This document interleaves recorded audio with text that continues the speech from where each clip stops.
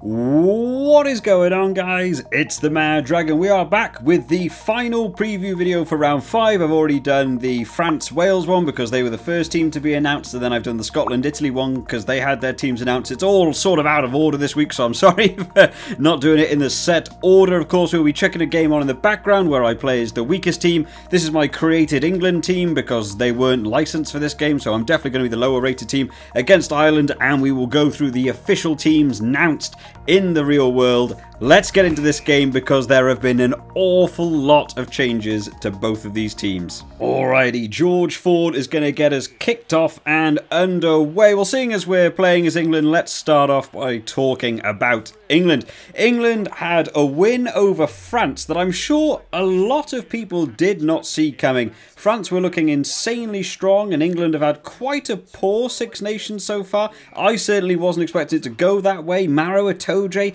crashing over that line right at the end of the game just to steal that away from them. It's a great turnaround from how far they've come so far, with two sort of losses against Scotland at home and that win for Wales against them. It's been tight so far, so they're definitely looking to come on the improvement. Moving forward to this Ireland game, they will know how good Ireland have been so far. Even though they haven't had the results on their side, Ireland have been strong. A lot of key players really stepping up for them. So the England team coming into this game, especially when playing Ireland at home, needed to be big. So let's check out the forwards announced for this game. They haven't done an awful lot of shifts around, of course. That front row, Mako Vunipola, Cowan-Dickie, Cal Sinclair, I think is currently the best three for them. All three of them doing relatively well. Mako Vunipola, if he can keep one pair of shoes on, would be nice to see. But Cowan-Dickie's certainly been impressive to me more than Jamie George in this tournament so far. And Cal Sinclair's definitely been good, useful work at the scrums. Maro Itoje had a much better game against France, as we sort of assumed he would. Take that little step back from all the penalties he gave away against the Wales team. And he will definitely trying to be righting a few wrongs there. And of course, you know, I've seen Super Maro. some of the titles I've seen on articles after that game he had against France. Charlie Ewells will finish off the lock position for them in that number 5 shirt. Moving to the back three, Mark Wilson, Tom Curry, Billy Vunipola. Tom Curry is having a good tournament. He had a bad first round, but for me has been one of the few players in this England team that has been sustainably good so far in this tournament. Billy Vunipola, we're still not seeing an awful lot from. A little bit quiet. We used to have an awful lot of carries and a lot of crash balls. He's been a lot quieter, even in the France game, to be fair. We didn't see as much from him as usual, but he's definitely beginning to try and slowly get back to that form. And Mark Wilson has just been sort of quiet all along. I still think they're missing Sam Underhill in that number 6 shirt for them in the flanker department. But 1 to 8, certainly strong, not looking for a lot of changes. This was the team that managed to do well against France. They don't need to make a lot of changes. Moving forward to the backs, where there is a noticeable change that people might see straight from the off. But the half-back partnership, Ben Youngs, George Ford, they definitely like in this 9-10 combo. To me, Dan Robson seemed to have gone downhill from nowhere. So Ben Youngs is actually playing relatively good rugby at the minute, so I think it's worth retaining him at 9. George Ford, of course, keeping 10 means that Owen Farrell retains 12 and most likely kicking duties. I think he's still doing okay at kicking. His percentages haven't been the best through the tournament, but he's certainly trying to improve it. The big change comes in the outside centre department, where Elliot Daly is. And I can't even fathom why this change has been made. I don't know of why Slade isn't in here. I thought Slade was playing fantastically for this England team. Again, sort of like Tom Curry, one of the few people that seems to have stood out in most games as being the best in this England team. I'm astonished by this. Ollie Lawrence also not there. Elliot Daly at outside centre. So unless there was some shocking injuries that I was unaware of, I can't even fathom that change. I've never seen Elliot Daly play outside centre. I don't think he's really got the bulk on him to play a crash ball 13. I don't really know what the plan is there. Maybe they're hoping to get wide in the Ireland team.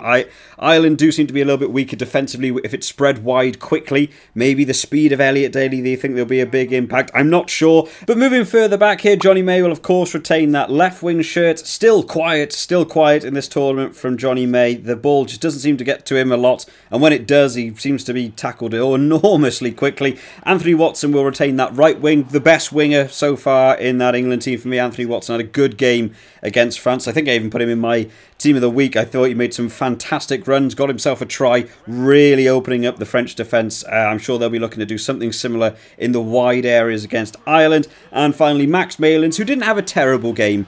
I think it was far from being a perfect fullback game, but given that Elliot Daly was playing at fullback in the first few games, the Max Malins to me was a huge step up for them in the fullback department. So I think Max Malins deserves to retain that 15. I still can't get over Elliot Daly at 13. We'll move on to the finishers very quickly before we talk about this Ireland team. So it's a relatively set formation now for them in the finishers, of course. Jamie George, Ellis Genge and Will Stewart. Ellis Genge still not having a good tournament to me. Giving away far too many penalties, getting himself in the wrong positions. I'm surprised they haven't actually found a different prop there. I don't think Ellis Genge has had a particularly good tournament so far. Replacement lock, Johnny Hill, who I don't think has seen a bit of game time since his Wales debacle, giving Kieran Hardy the opportunity for the try there. Ben Earl at 20, I assume, will come on in the flanker position. That tends to be where he seems to come on for number 6 for Mark Wilson. Later in that second half, Dan Robson.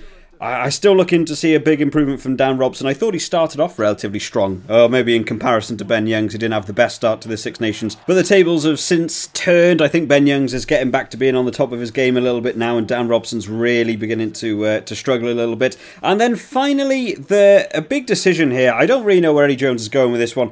2 replacement centres in Ollie Lawrence and Joe Marchant. I'm really struggling. Maybe that's the idea. Maybe he's going for a bit of a confusing technique, hoping Ireland won't know how to play against this. I'm not sure what the idea will be. Maybe to put Ollie Lawrence on at 13 and Joe Marchant on at 12 and move Farrell to 10 and take George Ford off along with Elliot Daly. I just feel like that seems to be an awful lot of shifting round for not a huge amount of gain. I would much rather have seen Ollie Lawrence starting at 13 than Elliot Daly, and then at least that way you could bring Elliot Daly on at fullback if Max Malins was struggling. Maybe they'll take Max Malins off and move Daly to fullback and bring Ollie Lawrence on at 13. There seems to be a lot of switching around. I know Eddie Jones did talk a lot about his hybrid player technique, but this doesn't seem quite as good as the Scotland team that seems to be a little bit interchangeable. This feels like almost a bit of a clunky style to try and force interchangeability. So not sure about the decisions made in this team. It's still a strong team. We got to see what basically all of these players did against the France team, managing to come back later on in that second half and manage to steal that win away. So we know the potential is there for England to do well.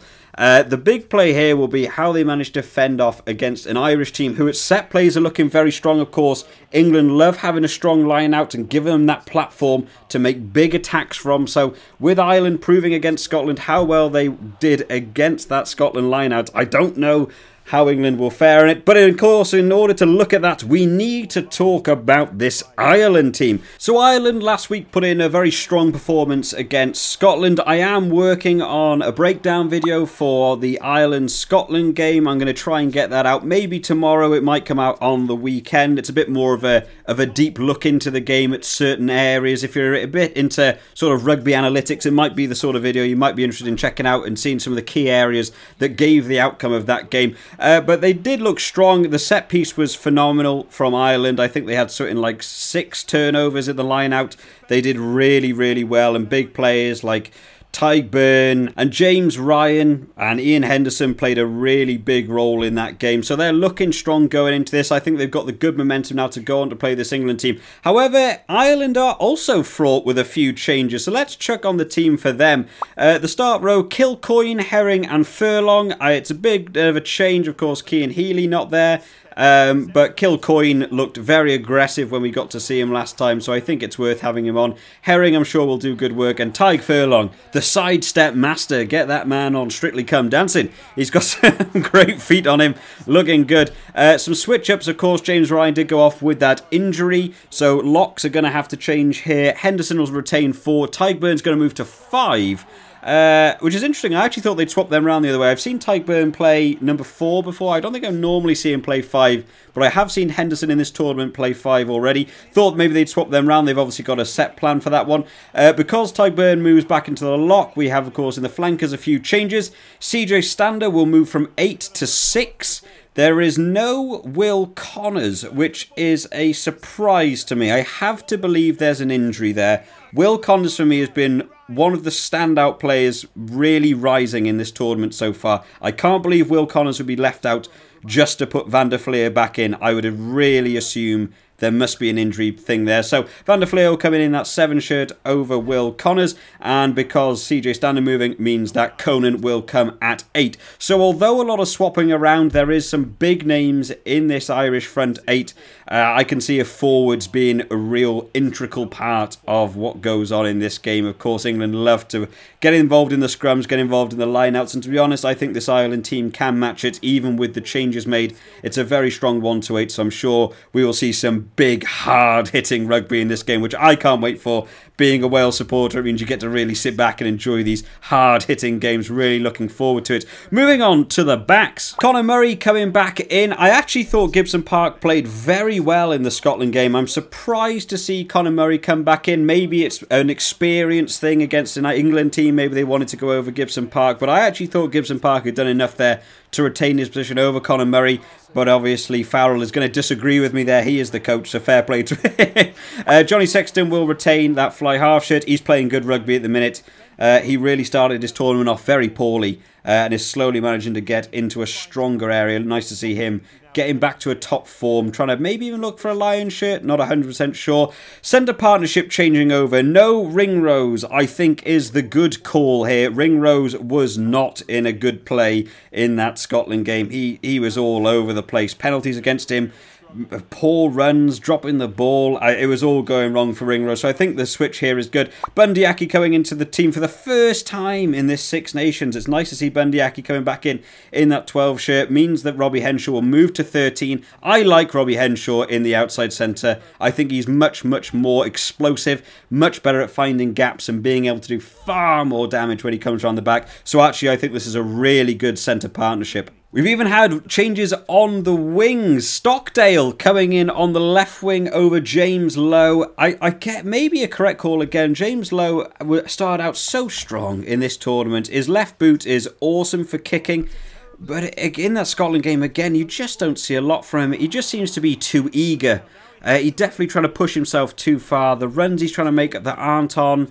The passing game that goes to no one. So maybe Stockdale's a good call, although Stockdale hasn't had the best run of play leading up to this, especially going through that last Six Nations and the Autumn Nations Cup. Maybe a bit of a chink in the armour there going down that 11 route. Keith Earls will retain 14th. Thought he had a fantastic game against Scotland. I actually missed him out a little bit on my team of the week. I maybe even could have had Keith Earls there. Thought he had a really good game. And Keenan to finish off in that 15 shirt. The clock is already on 70 odd minutes on the game. I'll run through the subs real quickly. Kelleher, Healy, Porter, strong front three to bring on. Baird, who did well getting the charge down against Ali Price against Scotland. Peter O'Mahony comes back in the team. The bands are over. They're coming back in. Gibson Park will come on, no doubt, at some point for Conor Murray. I think he's playing great rugby. Billy Burns, we're still not getting to see an awful lot of. And finally, Jordan Larmour, the super sub who can play pretty much anywhere. The Ireland team is big. There's been an awful lot of changes, which I think will be the only reason they could potentially lose this game. Could be the amount of switches and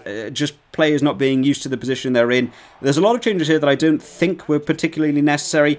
Although Kilcoyne is good, I don't think you necessarily needed to change him for Cian Healy. I don't think you needed to change Gibson Park for Conor Murray. I assume Will Connors is out with injury or something, and that's why Van der Fleer is in. So there's a couple of big changes here. It could be the downfall. It could be the best move ever. So prediction time. What do we think is going to happen in this game? In all honesty, I saw the Ireland team before I saw the England team, and I thought with the number of changes they made and how well England did in that France game, I actually thought I would maybe pick England to win this. But I just think picking Daly at 13 is the wrong decision. Maybe someone in the comments will let me know why it's a brilliant move and I've missed something. To me, Ireland look strong. All of their players individually are really good, and maybe the switch around is good in terms of being able to make players perform better. So my prediction for this game is going to be an Ireland win. Maybe not by a lot. This might come down to a lot of kicking. I think forwards are going to be used an awful lot of this game, and it might even come down to fly halves doing big work. So my prediction for this game, I'm going to say Ireland by 10 is going to be my prediction. I was wrong with the France-England one. Maybe England will show me up again and tell me that I've been completely wrong. I just think there's a couple of questionable decisions on both teams, really.